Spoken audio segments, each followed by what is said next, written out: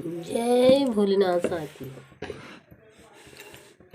आशा करती हूँ आप सब सकुशल होंगे और अपने उद्देश्य को पूर्णतया अपने मुकाम पे पहुँचाने के लिए पूरे दिलो जान से लगे होंगे। आशा ही नहीं, पूर्ण विश्वास है कि आप पूरे आनंद के भाव से अपने काम को कर रहे होंगे। आज तक मैं अपना ब्लॉग कहती थी, अब आपका अपना ब्लॉग हो गया हो। आपके अपने ब्लॉग वैष्णवी ब्लॉग उत्तराखंड में स्वागत और अभिनंदन करती हूँ और बड़ी खुशी हो रही है। आज मेरी 75 की फैमिली होगी।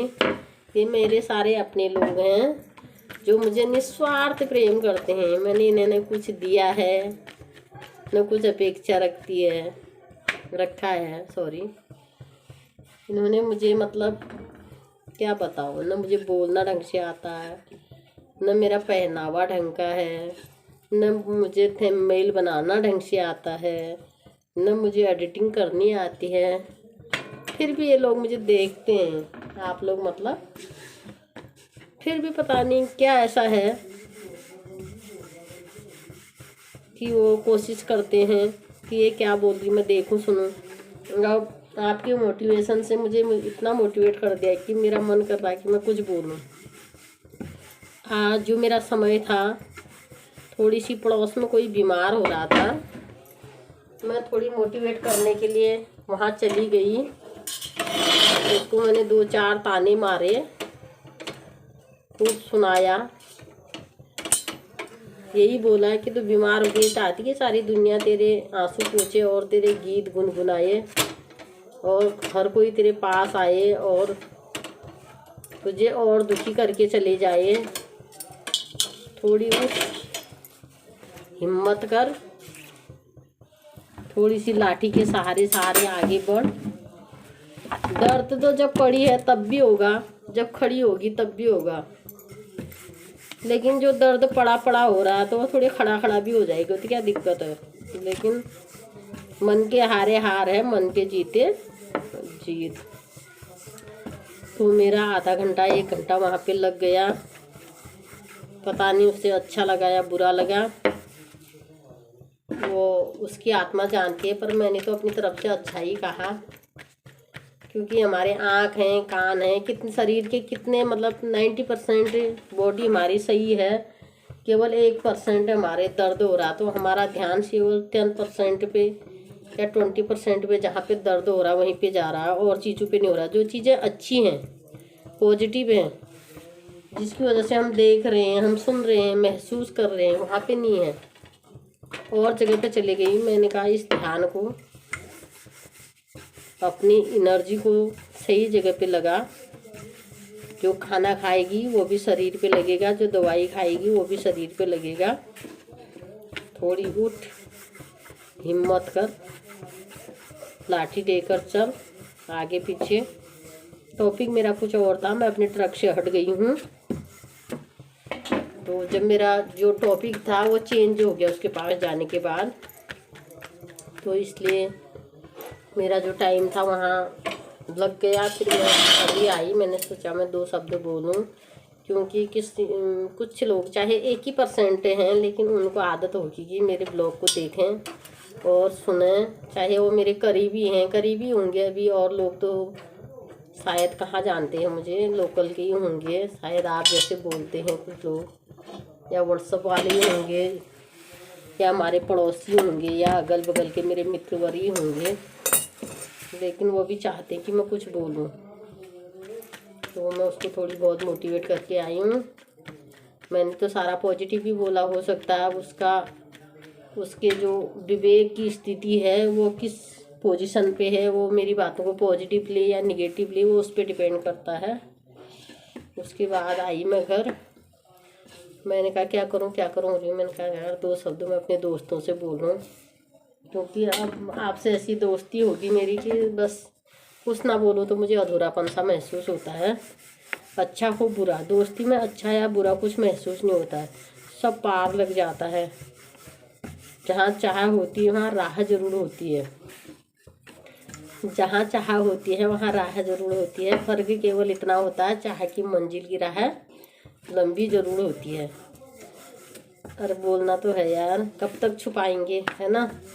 पड़ोसियों को टाइम नहीं है सुनने का, पड़ोसियों को सुनने का टाइम नहीं है, परिवार वालों को सुनने का टाइम नहीं है, दोस्तों के पास टाइम नहीं है। घुट घुट के कब तक जिएंगे यार, कोई सुने या ना सुने, अंदर से बातें बाहर आ जाएंगी। कम से कम जो ग्रंथियाँ बनी है ना टेंशन की, वो ग्रंथियाँ डिजॉल्व हो जाएंगी। तो कुछ नहीं मिलेगा, लेकिन हमें सुकून जरूर मिलेगा। इस सुकून की तलाश में हमें तो हमारे यूट्यूब भाई बहन हमारे प्रॉब्लम सुनेंगे, तो कुछ लोग सुनेंगे, कुछ नहीं भी सुनेंगे, तो कम से कम हमारे अंदर जो भरा था कचरा वो बाहर निकल जाएगा, तो मन थोड़ी सी हल्का हो जाएगा, थोड़ी संतुष्टि हो जाएगी कि 1% लोग भी हमें सुन रहे हैं, तो हमने कुछ तो कमाया। 1% भी कमाया तो हमारी पर्सनल कमाई है, उसमें किसी की कोई हिस्सेदारी भागीदारी नहीं है। 1% भी, 1 ही रुपया है भी तो हमारा है ना, किसी और का नहीं है। और जिसने हमें लाइक करा है, सब्सक्राइब करा है, शेयर करा, वो 1% करा है, तो वो मेरा अपना है, मतलब वो झूठा नहीं हो सकता है। ठीक है, तो मैं उसको कुछ दे भी नहीं रही हूँ, उसके लिए कुछ कर भी नहीं रही हूँ। भले ही मेरे 70-75 ही लोग हैं, वो मेरे अपने हैं, और जिनके लिए मैं दिल से दुआ करती हूँ, भगवान उसको, परमात्मा उनको हमेशा स्वस्थ मस्त आनंद रखे। मेरा एक मतलब अंदर की परिवार की तरफ से, मैं एक बाहरी परिवार की तरफ से मेरा मूव ऑन हो रहा कि जो मेरी जिम्मेवारी है वो तो है ही है, उसके साथ मेरा एक नया परिवार बन रहा है। और जिस नए परिवार के लिए मेरे पास कोई शब्द नहीं है, जो मेरा निस्वार्थ परिवार है, जिससे मुझे कोई अपेक्षा नहीं है, जो जिसको मैं कुछ नहीं दे सकती हूँ, जिसके लिए मैं कुछ नहीं कर सकती हूँ, उनको मैं आज तहे दिल से, दिल की गहराइयों से बहुत बहुत आभार और धन्यवाद करती हूँ। बस आशा करती हूँ हमेशा स्वस्थ रहें, मस्त रहें, आनंदित रहें, उनके जीवन में कोई दुख दर्द कलेश प्रवेश ना करे। ठीक है, और वो दिन दुनी रात चौगुनी उन्नति करें, क्योंकि कोई भी चीज़ हम पॉजिटिव किसी को भेजते हैं तो हमें मल्टीपल होके वो मिलती है। क्योंकि ये प्रैक्टिकल मैंने किया बार बार, मैं इसीलिए मैं आज वहाँ पे कह के आई हूँ अपनी पड़ोस में। मैंने कहा जिस तरह हम बार बार भगवान का नाम लेते, उसी तरह हम बार बार यही कहें कि हम स्वस्थ हैं, मस्त हैं, आनंदित हैं। तो हमारे जो अनकॉन्शियस माइंड होता है, मतलब अवचेतन मन में, वो चीज़ें सारी सेव हो जाती हैं। तो हम दिन भर जैसा सोचते हैं, शाम को हमको वैसे ही सपने आते नहीं आते, आपने भी गौर किया होगा। तो इसलिए हमें हमेशा कोशिश करनी है पॉजिटिव सोचें, अच्छा सोचें, अच्छा सुने, अच्छा बोलें। इसलिए मैं हमेशा ज़्यादातर अकेले रहना पसंद करती हूँ, क्योंकि कोई क्रिटिसाइज करता है, कोई एक दूसरे की बुराई करता है, तो हाँ मिलाई ही जाती है, ना कहते हुए भी कहीं कहीं पे हो जाता है। इसलिए सबसे अच्छा है कि हम अकेले ही रहें, किसी का अच्छा भी नहीं बने, किसी का बुरा भी नहीं बने। क्योंकि लोग आज हर कोई अपने आप को ज़्यादा ही होशियार, ज़्यादा समझदार समझ रहा है। तो इसलिए मैं ज़्यादा समय या तो अपने बच्चों पे या अपनी ड्यूटी पे या फिर इस तरह अपने को बिजी रखती हूँ, ताकि मुझे किसी की क्रिटिसाइज करने का मौका ना मिले, और किसी की क्रिटिसाइज सुनने का भी मौका ना मिले। उससे क्या होता है, हमारे आँख कान नाक जितने भी 5 हमारे जो क्या कहते हैं उनको, ज्ञानेंद्रियाँ हैं, नाक का जो, इससे हम सुनते हैं, बोलते हैं, महसूस करते हैं। तो किसी पर कोई ऐसा प्रभाव ना पड़े, किसी के द्वारा हम किसी को किसी तरह इस तरह की कोई सूचना प्रेषित ना करें, किसी का दिल दुखी हो जाए, जाने अनजाने में हमसे कोई गलती ना हो जाए। तो बहुत साल पहले मैं भी बहुत बीमार रहा करती थी, बहुत साल पहले क्या, 1-2 साल पहले ही, 2 साल पहले ही बहुत ज़्यादा बीमार हुई थी।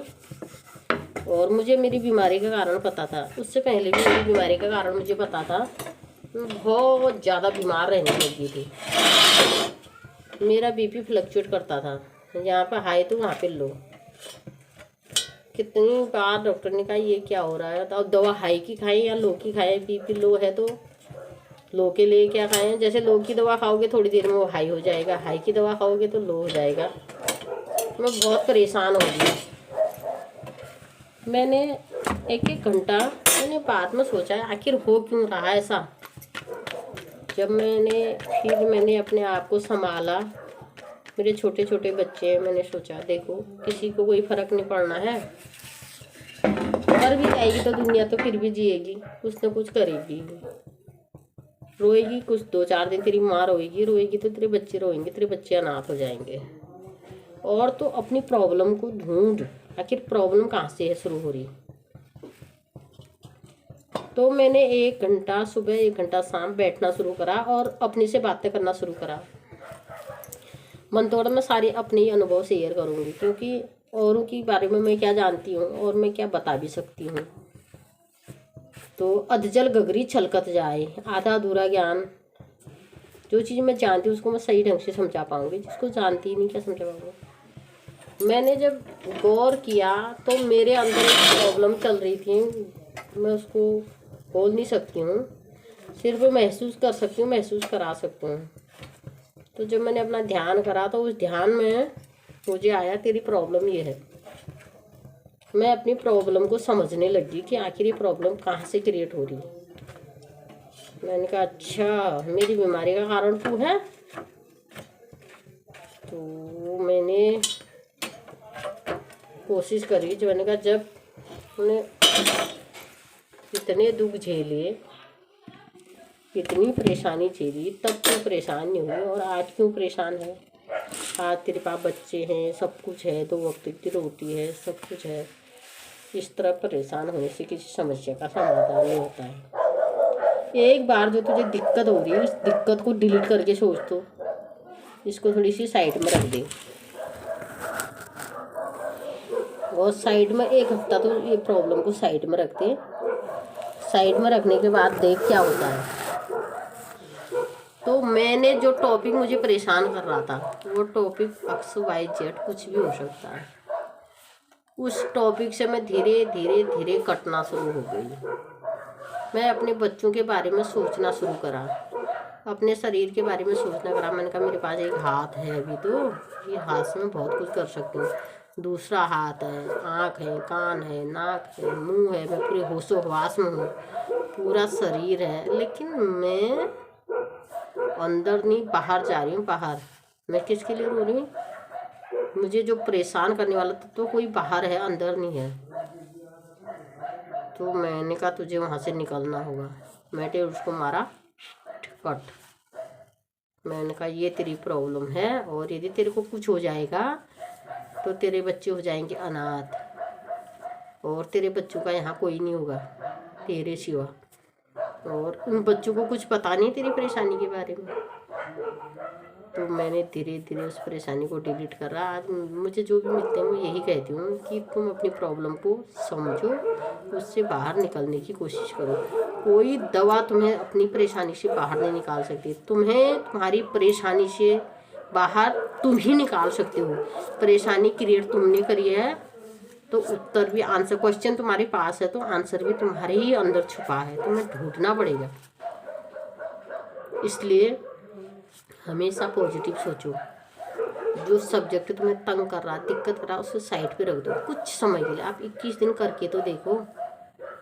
B positive always.